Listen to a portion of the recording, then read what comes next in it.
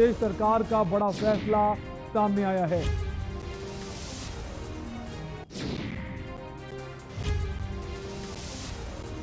Corona curfew में सशर्त छूट का ऐलान किया गया है। 1 जून से दिन में हट जाएगा कोरोना कर्फ्यू। दुकानें सुबह 7 बजे से अब शाम 7 बजे तक खुलेंगी। बड़ी खबर इस वक्त लखनऊ से, जहां उत्तर प्रदेश सरकार का बड़ा फैसला सामने आया है। कोरोना कर्फ्यू में सशर्त छूट का ऐलान किया गया है। 1 जून से दिन में हट जाएगा कोरोना कर्फ्यू। दुकानें सुबह 7 बजे से शाम 7 बजे तक खुलेंगी। तो कोरोना कर्फ्यू को लेकर सरकार ने बड़ा फैसला सुनाया है। अब 1 जून से कोरोना कर्फ्यू हट जाएगा। जो दुकानें हैं सुबह 7 बजे से शाम 7 बजे तक खुलेंगी।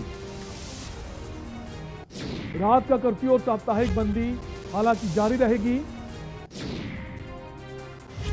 तो साप्ताहिक बंदी में किसी प्रकार की छूट नहीं दी गई है।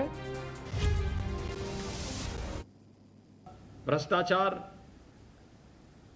चरम पर था। जातीय हिंसा, दंगे ये देश के अंदर आम बात थी। विकास कुछ चंद लोगों तक सीमित रह गया था और देश के अंदर एक प्रकार की अराजकता की स्थिति थी, लोगों में अविश्वास की स्थिति थी। अंतर्राष्ट्रीय मंच पर भारत का कोई सम्मान नहीं बच पाया था और उन स्थितियों में भारत का नेतृत्व से नरेंद्र मोदी जी के हाथों में आया तो देखते ही देखते उन्होंने इस देश की तकदीर और तस्वीर बदल करके एक नए भारत के रूप में हम सब के सामने प्रस्तुत किया। प्रधानमंत्री बनने के पहले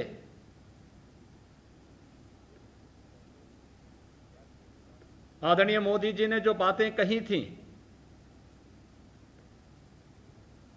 अक्सरशः उसको उसी रूप में लागू करने का प्रयास भी किया। उन्होंने कहा था सबका साथ, सबका विकास और सबके विश्वास का।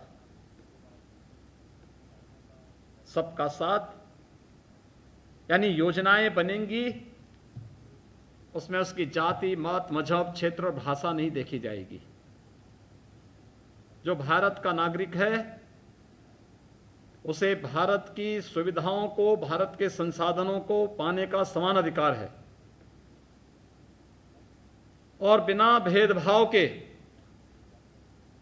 योजनाओं का लाभ प्रत्येक नागरिक तक पहुंचाने का कार्य किया। चाहे वह प्रधानमंत्री आवास योजना हो, स्वच्छ भारत मिशन के अंतर्गत प्रत्येक व्यक्ति के घर में बनाए जाने वाले, हर गरीब के घर में बनाए जाने वाले शौचालय हों, उज्ज्वला योजना के अंतर्गत हर एक व्यक्ति को दी जाने वाली रसोई गैस के कनेक्शन हों,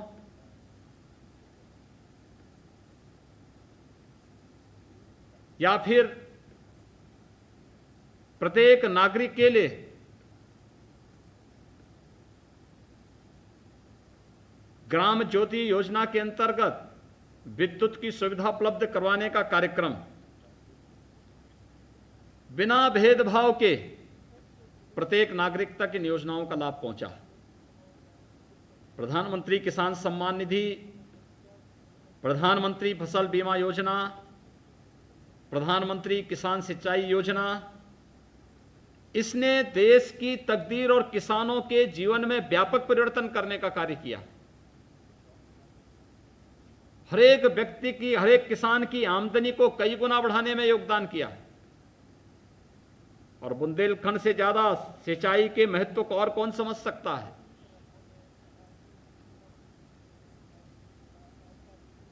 हर घर नल की योजना जो बुंदेलखंड में अब लागू की जा रही है, जिसमें हर जनपद में बुंदेलखंड में कार्य प्रारंभ हुआ है, ये प्रधानमंत्री मोदी जी की दूरदर्शिता और प्रत्येक नागरिक के प्रति, उसकी पीड़ा के प्रति उनकी संवेदना को प्रदर्शित करने वाली योजनाएं हैं। एक प्रत्येक नागरिक के जीवन में खुशहाली लाना हो या गांवों के विकास के लिए प्रधानमंत्री आदर्श ग्राम योजना, केंद्रीय वित्तीय आयोग के अधिकतम पैसे का उपयोग ग्राम पंचायतों में किया जा सके और ग्राम पंचायत को विकास की धुरी बनाया जाए, यह सोच भी प्रधानमंत्री मोदी जी की है। गांव में चल रहे विकास के कार्यक्रम, सामुदायिक शौचालय हो, पंचायत भवन और ग्राम सचिवालय के निर्माण का हो, कॉमन सर्विस सेंटर के माध्यम से गांव-गांव को तकनीक से भरपूर करके हर गांव में बैंकिंग कॉरेस्पॉन्डेंट सखी को बिठाने का कार्यक्रम हो, ये प्रधानमंत्री मोदी जी की सोच का परिणाम है। देश के अंदर इंफ्रास्ट्रक्चर डेवलपमेंट के लिए भी जो कार्य हुआ है, हाईवे, रेलवे, एयरपोर्ट्स, एक हवाई चप्पल पहनने वाला भी हवाई जहाज की यात्रा कर सकता है, इस परिकल्पना को साकार किया है श्री नरेंद्र मोदी जी ने। हाईवे का निर्माण बृहद स्तर पर हो, क्योंकि इंफ्रास्ट्रक्चर देश की अर्थव्यवस्था को एक नई जान फूंकने और हरेक नागरिक को रोजगार के साथ साथ उसके जीवन में व्यापक बदलाव के माध्यम बनने वाले हैं, इस पर फोकस किया गया। स्वास्थ्य सुविधाओं में अभूतपूर्व वृद्धि की गई। कोई सोचता था कि मेडिकल कॉलेज इतने बनेंगे? जिन लोगों ने देश के अंदर 55 वर्षों तक शासन किया, इस देश को मात्र एक एम्स उन्होंने दिया। मोदी जी ने विगत 7 वर्ष के अंदर देश को 22 नए एम्स दिए, 300 से अधिक मेडिकल कॉलेजेस दिए। उत्तर प्रदेश की बात मैं अगर कहूं, उत्तर प्रदेश में 1947 से लेकर के 2014 तक एक भी एम्स नहीं था। आज उत्तर प्रदेश में 2-2 एम्स बन रहे हैं। एम्स के समकक्ष एक नया संस्थान काशी में बन रहा है। 1947 से लेकर 2016 तक उत्तर प्रदेश में केवल 12 मेडिकल कॉलेज बने थे। आज उत्तर प्रदेश में विगत 4 वर्ष के दौरान हम लोगों के द्वारा 30 नए मेडिकल कॉलेज बनाए जा रहे हैं। भाइयों बहनों, ये वह कार्य है जो मोदी जी ने देश को एक नई दिशा देकर के एक नई विजन के साथ आगे बढ़ने के लिए प्रेरणा दी। याद करिए, जब प्रधानमंत्री मोदी जी ने प्रत्येक व्यक्ति के बैंक अकाउंट को खोल करके जनधन योजना चलाई थी, कोई सोचता था उस समय कि जनधन अकाउंट से क्या होगा? लेकिन टेक्नोलॉजी कैसे उपयोगी हो सकती है और कैसे हम डीबीटी के माध्यम से अपने जीवन को आसान बना सकते हैं। विगत वर्ष जब कोरोना कालखंड में प्रधानमंत्री गरीब कल्याण पैकेज की घोषणा हुई, उस गरीब कल्याण पैकेज के अंदर आपने इस बात को महसूस किया होगा कि डीबीटी के माध्यम से श्रमिकों के खाते में पैसा जा रहा था। डीबीटी के माध्यम से वृद्धजनों के अकाउंट में वृद्धावस्था पेंशन की राशि गई, निराश्रित महिलाओं के खाते में निराश्रित महिला पेंशन की राशि गई, जनधन अकाउंट धारी लोगों के खाते में पैसा गया और किसानों के खाते में भी धनराशि दी गई। ये डीबीटी के माध्यम से गया। बीच में कोई भी कटौती नहीं कर सकता है। जितना पैसा दिल्ली से गया उतना खाते में चला गया, जितना पैसा लखनऊ से गया उतना पैसा लाभार्थी के खाते में, किसान के, मजदूर के, गांव के किसी व्यक्ति के, किसी महिला के खाते में चला गया। कोई उसमें रोक टोक नहीं, कोई कटौती नहीं, कोई दलाली नहीं। ये सोच प्रधानमंत्री मोदी जी ने देश को दी। उन्होंने डिजिटल इंडिया की बात करके हर एक नागरिक को देश के विकास के साथ जोड़ने का प्रयास किया। स्टार्टअप इंडिया के माध्यम से युवाओं के लिए नवाचार के नए नए द्वार खोले। मेक इन इंडिया के माध्यम से आत्मनिर्भर भारत की परिकल्पना को साकार करने का कार्य किया। और यही कारण है जब हम 100 वर्षों की इस महामारी को फेस करते हैं तो उस समय दुनिया के सामने भारत की एक तस्वीर सामने आती है। अगर आप देखेंगे, भारत की आबादी 135 करोड़ और 135 करोड़ की आबादी ने अपने देश में कोरोना के खिलाफ किस प्रकार से जबरदस्त लड़ाई लड़ी। दुनिया के अंदर अमेरिका जैसा शक्तिशाली देश भी कोरोना के सामने पस्त हो गया। इंग्लैंड कोरोना के सामने पस्त हो गया। यूरोप के तमाम विकसित देश जिनकी स्वास्थ्य सेवाएं भारत से बेहतर हैं, वे कोरोना के सामने पस्त हुए। लेकिन भारत ने कोरोना को पस्त करने की जो संकल्प लिया, आज वो साकार होता हुआ दिखाई दे रहा है। मैं धन्यवाद दूंगा महोबा के लोगों को।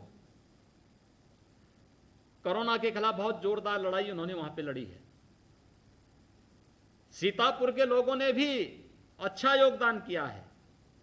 सीतापुर में आबादी ज्यादा है, फिर भी मजबूती के साथ लड़े। और यही जज्बा हमें आगे बढ़ने के लिए प्रेरित करता है। यही जज्बा है जो हम लोगों को इस महामारी से लड़ने और पूरे देश के प्रति अपनी वचनबद्धता को दोहराने का कार्य भी करता है। भाइयों बहनों, प्रधानमंत्री मोदी जी के ही मार्गदर्शन में भारतीय जनता पार्टी के राष्ट्रीय अध्यक्ष माननीय श्री नड्डा जी ने विगत वर्ष ही देश को, भारतीय जनता पार्टी संगठन को देश के अंदर कोरोना के खिलाफ एक नए संकल्प के साथ उतरने के लिए प्रेरित किया था। और उन्होंने तब कहा था कि जब देश संकट में होगा तब हमारे लिए देश सर्वोपरि होगा। हमारे लिए संकट के उस दौर में सर्वोपरि होगा देश, और इसलिए सेवा ही संगठन है। संगठन केवल अपने बूथ संरचना तक सीमित नहीं रहेगा, चुनाव तक सीमित नहीं रहेगा। उस समय हमारे लिए देश के प्रत्येक नागरिक को बचाने का संकल्प महत्वपूर्ण होगा, और इसलिए सेवा ही संगठन है। इस भाव के साथ भारतीय जनता पार्टी ने विगत वर्ष मार्च 2020 में जो कमान संभाली थी, करोड़ों लोगों को भोजन का पैकेट उपलब्ध कराना, लाखों लोगों को राशन की किट उपलब्ध करवाना, लाखों लोगों को मास्क उपलब्ध करवाना, तमाम लोगों को स्वास्थ्य की सुविधाएं उपलब्ध करवाने में योगदान देना, बिछड़े हुए लोगों को मिलवाने की व्यवस्था करवाना, क्वारंटीन सेंटर का संचालन कराना, कम्युनिटी किचन को आगे बढ़ाने की कार्रवाई करना, प्रशासन के साथ सहयोग करके स्वच्छता, सैनिटाइजेशन और फॉगिंग में योगदान देना, ये सभी अनेक प्रकार के कार्यक्रम चले थे। और सफलतापूर्वक चलते हुए करोड़ों लोगों को भोजन देना, राशन किट उपलब्ध करवाना, मास्क उपलब्ध करवाना, सैनिटाइजर उपलब्ध करवाना। प्रवासी कामगार और श्रमिक जब आ रहे थे, किसी के पैर में चप्पल नहीं थे तो उनके पैरों को गर्म पानी से धो करके उनके पैरों में चप्पल पहनाने का काम भी भारतीय जनता पार्टी का कार्यकर्ता कर रहा था। यह है जज्बा सेवा का, और इसी सेवा के जज्बे के लिए हमें तैयार होना होगा। प्रधानमंत्री मोदी जी का यही विजन है। इस बार भी कोरोना की दूसरी लहर ने देश के सामने एक नई चुनौती प्रस्तुत की, लेकिन आपने देखा होगा कि कैसे जब पूरी टीम काम करती है, सरकार और संगठन मिलकर के काम करते हैं, जनप्रतिनिधि और प्रशासन मिलकर के आगे बढ़ते हैं, कार्यकर्ताओं के सबकी सहभागिता होती है, तो उस समय उसके परिणाम भी उसी रूप में देखने को मिलते हैं। परिणाम यही परिणाम है, और यही परिणाम जो हम सबके सामने है, जिसके तहत ये साबित कर दिया गया कि चुनौती कितनी भी कठिन क्यों ना हो, अगर हमारे पास मजबूत संकल्प है, दृढ़ इच्छा शक्ति है, तो हम उस चुनौती को मजबूती के साथ सामना करते हुए उसको परास्त कर सकते हैं। आज उत्तर प्रदेश के अंदर, जिसके बारे में विशेषज्ञ कहते थे कि मई में उत्तर प्रदेश के अंदर 30 लाख से ज्यादा एक्टिव केस होंगे, प्रतिदिन 1 लाख कोरोना के केस आएंगे। भाइयों बहनों, आदरणीय प्रधानमंत्री जी का मार्गदर्शन, आप सबका सहयोग, आज उत्तर प्रदेश के अंदर कुल 1900 केस आए हैं और महोबा के अंदर तो बहुत कम केस है, एकदम जीरो की तरफ महोबा जा रहा है। सीतापुर भी अच्छी तरीके से आगे बढ़ रहा है। उत्तर प्रदेश के बारे में कहा जाता था कि मई में उत्तर प्रदेश के अंदर 30 लाख से ज्यादा केस होंगे। आज उत्तर प्रदेश के अंदर कुल 41,000 एक्टिव केस हैं और देश के अंदर सबसे कम मृत्यु दर, सबसे कम पॉजिटिविटी और सबसे अधिक रिकवरी रेट के साथ उत्तर प्रदेश मजबूती के साथ कोरोना के खिलाफ देश की इस लड़ाई को आगे बढ़ाने का कार्य कर रहा है। और इसी अभियान के तहत आज हम सब प्रधानमंत्री मोदी जी के नेतृत्व में भारतीय जनता पार्टी नेतृत्व की एनडीए सरकार के 7 वर्ष के सफलतापूर्वक कार्य करने के इस उपलक्ष्य में सेवा व्रत के साथ इस कार्यक्रम के साथ जुड़े हुए हैं। मेरी आप सबसे अपील है, आदरणीय प्रधानमंत्री जी ने कुछ बातें कही थी पहली लहर में भी और दूसरी लहर के दौरान भी। मन की बात में भी उन्होंने देश की जनता को संबोधित करते हुए बार बार अपील की है कि बीमारी को हल्केपन से नहीं लेना चाहिए और हम लोग भी संकल्प लें, ये जो बीमारी है, ये जो महामारी है, इस महामारी को हम हल्केपन से न लें। हम इसके उन नियमों का पालन करें जो इससे बचाव हो सकता है। याद रखना, बीमारी में बचाव सर्वोत्तम उपाय है और अगर बीमारी आई गई तो उसका समय से उपचार, ये महत्वपूर्ण है और इसलिए आज के दिन पर आवश्यक है एक कि सबसे पहला हम बचाव के उपाय करें। कोरोना से भी बचाव, बरसात आ रहा है, बरसात के समय तमाम प्रकार की जल जनित और विषाणु जनित बीमारियां गांवों में, कस्बों में आती हैं। मलेरिया है, डेंगू है, कालाजार है, चिकनगुनिया है, इंसेफ्लाइटिस है, ये तमाम प्रकार की बीमारी आती हैं। डायरिया है, ये सभी प्रकार की बीमारी आती हैं। इसके लिए स्वच्छता, सैनिटाइजेशन और फॉगिंग, अगर हम ये कार्यक्रम निरंतर करते रहेंगे तो बीमारी हमारे नजदीक नहीं पटकेगी। और एक संकल्प भारतीय जनता पार्टी को अपने पास लेना होगा। हमें इस कार्य के लिए अपने गांवों को बचाना होगा, अपने कस्बों को बचाना होगा।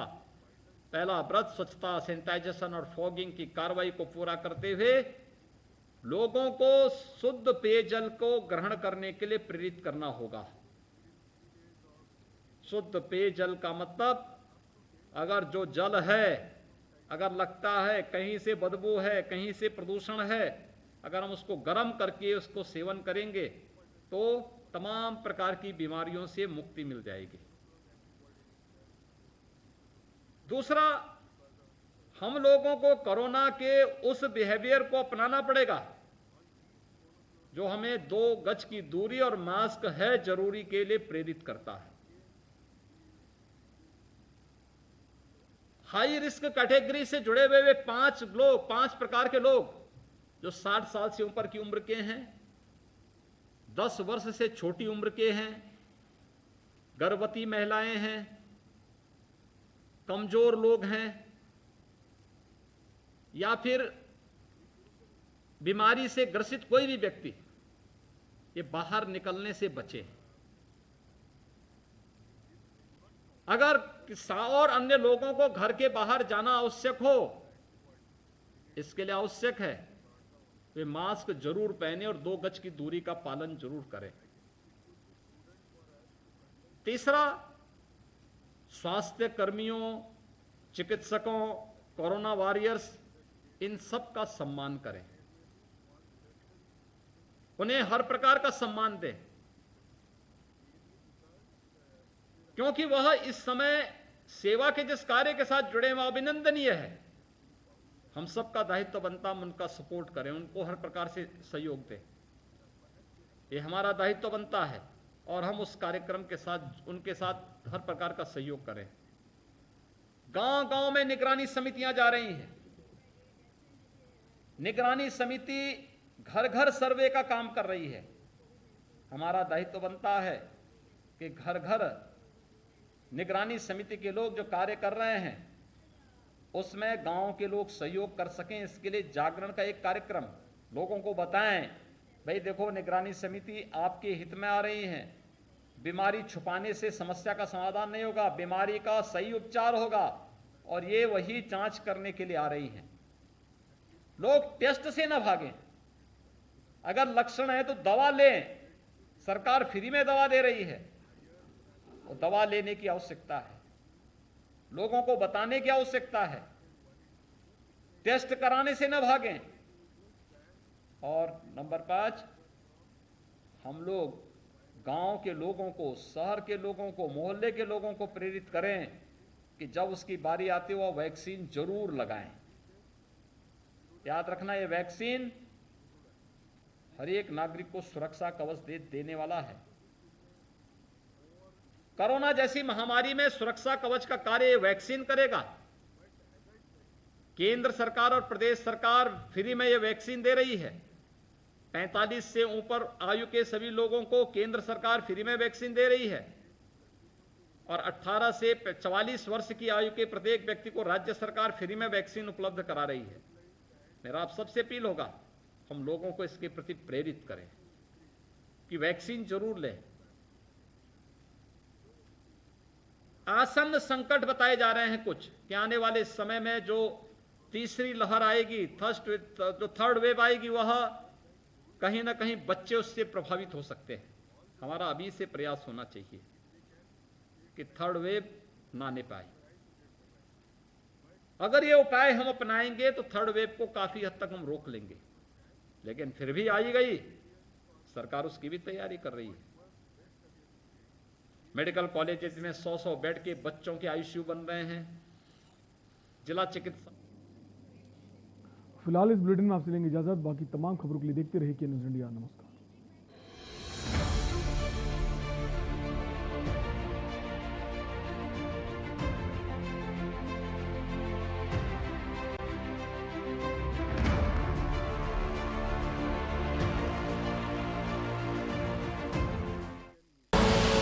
आप देख रहे हैं के न्यूज, खबरों का सारथी। तेज बुखार, खांसी, जुकाम व गले में खराश जैसे लक्षण दिखते ही कोरोना की जांच करानी चाहिए। जांच रिपोर्ट का इंतजार किए बिना अपने चिकित्सक से परामर्श कर दवाओं का सेवन शुरू कर देना चाहिए। लक्षण दिखते ही जरूरी है कि होम आइसोलेशन का पालन किया जाए, जिससे परिवार के दूसरे सदस्यों में संक्रमण न फैले। घर में भी मास्क पहने, हाथों को साबुन या सैनिटाइजर से साफ रखें और 2 गज की दूरी का पालन करें।